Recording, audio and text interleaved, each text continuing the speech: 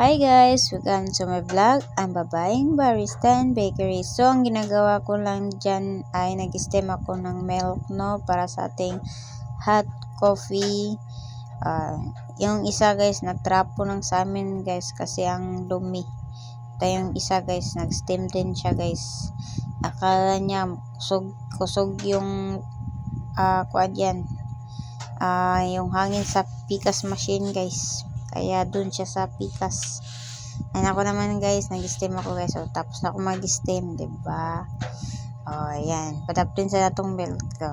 Tak-tak natin para yung mga buo-buo ng milk o yung mga bula dyan. Ganyan talaga guys. Latte art tayo guys. Mag-latte art. Ayan, diba? Mikos-mikos natin yung hot coffee. Then, after that, mag-latte art na tayo guys. Siyempre, lingi ta sa camera gamay. Diba? Tapos yan. Ito yung latte art. Diba?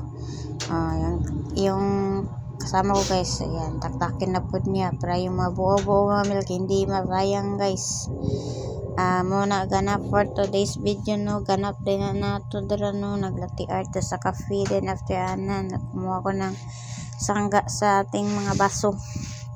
Then after that, diba? Iato na to sa customer. Tarong na to si Kwan dia sa isa din. Latte art siya. Giato na to na ako. Pag din ako gato na nisulpot na din ko kay kuha na po na ako ng Yangi latte art ng cafe. Diba ko anak ko nga sakto rayo po no kay magyabo-yabo kay ako ra mo ato dani. Pag umanday na muna siya. Ako na tong giatod. So, muna na ganap for today's video guys. Thank you for watching my video.